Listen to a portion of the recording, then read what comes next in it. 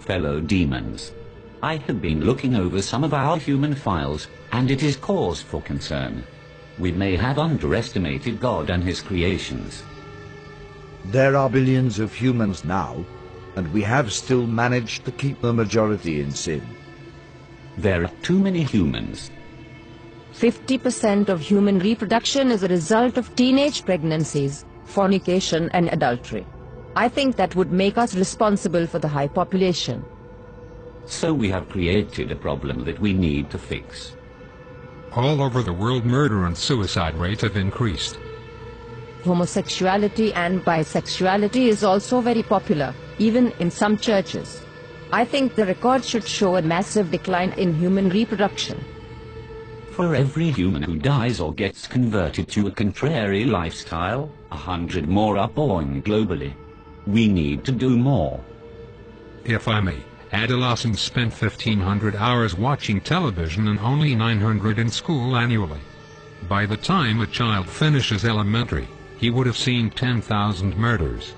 This figure would double by the end of high school. By the time a human reaches 40, he would have spent 10 years watching television. Impressive. But we still need to do more. Fellow demons, I want you to seriously consider what we are up against.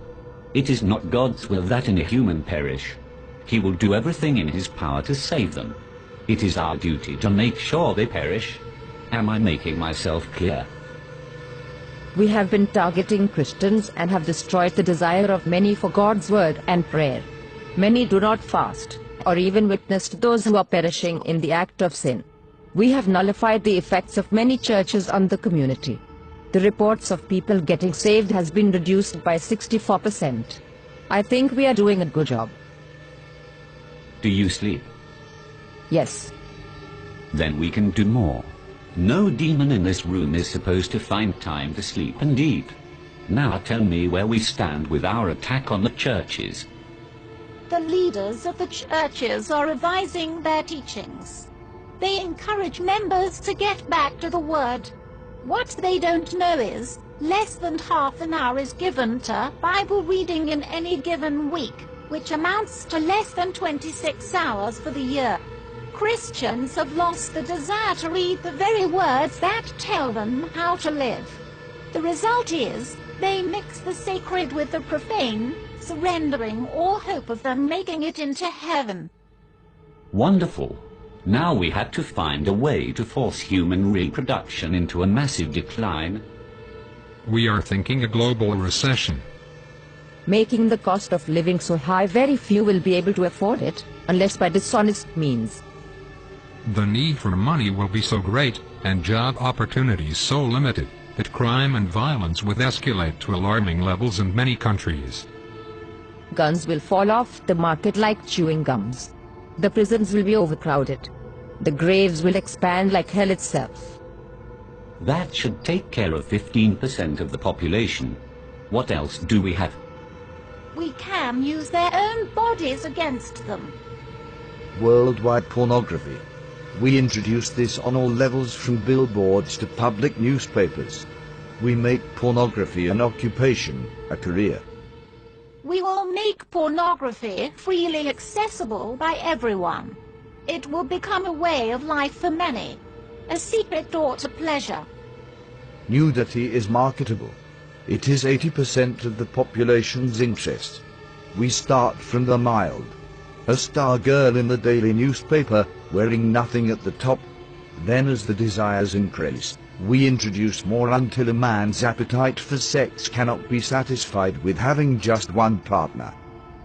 Adultery and fornication will become an acceptable way of life, even in the church. The scent of sin will go up into God's nostrils. The atmosphere will be utterly polluted with what he hates. Humans will think of nothing but sex.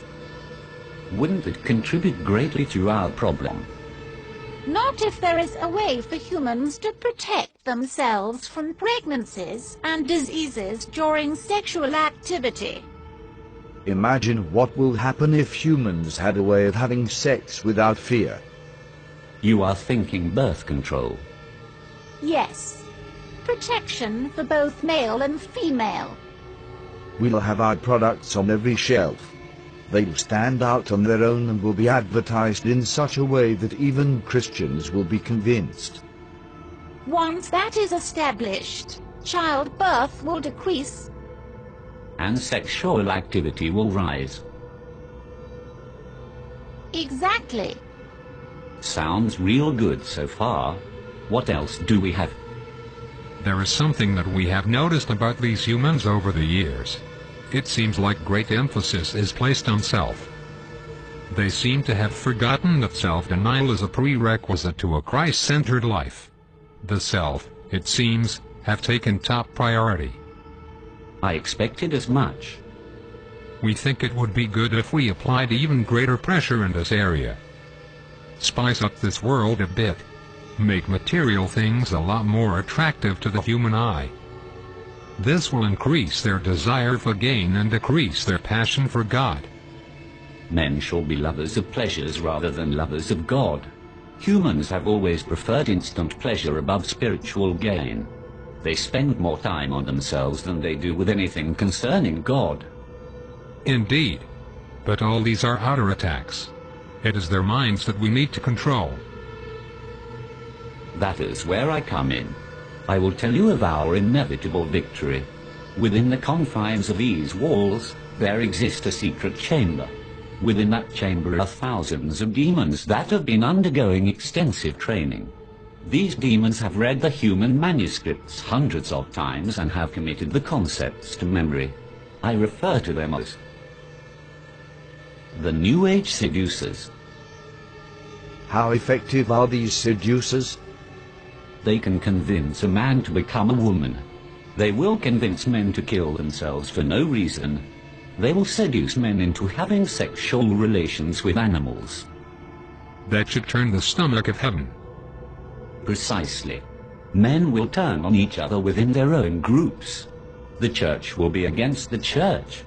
Politicians against politician. Family against family. The seducers can accomplish this? Without a doubt. Once each group is divided, they'll be unable to stand. There will be some who will only listen to the voice of God. A minority at best. Humans no longer see the need to protect their minds, thanks to our influence through the media. They entertain every thought, every fantasy, and every lust. Many don't know who they are, or whose they are, and that is a great advantage for us. On top of that, there has been a significant decline in prayers and the sincere study of the Holy Scriptures. We have the advantage. Our powers increase as we draw closer to the end. It is time we exact our revenge on God for kicking us out of heaven by sending as many humans to hell as we possibly can. So we go all out this time. I do not want to push God's hand too quickly. I want to savor every moment. I want to watch Jesus beg for these carnal beings till his heart bleeds again. I want him to watch as his children are reduced to godlessness. I want him to watch as his prized creation choose to fornicate and live adulterous lives.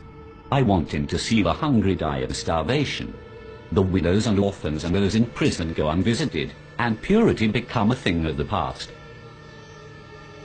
I want him to witness a 12-year-old giving birth to a child, and I want him to watch his precious believers spending hours before the television watching our programs and listening to our music and taking just a minute to brush the dust from their Bibles, while spending hours on Facebook and Twitter. I want him to witness them turning their backs on him for the pleasures of this life. Best of all, I want to watch him resist his own temptation to destroy this world again. Our victory is inevitable. Humans have proven time and time again that they are beyond redemption. They will share our fate in hell.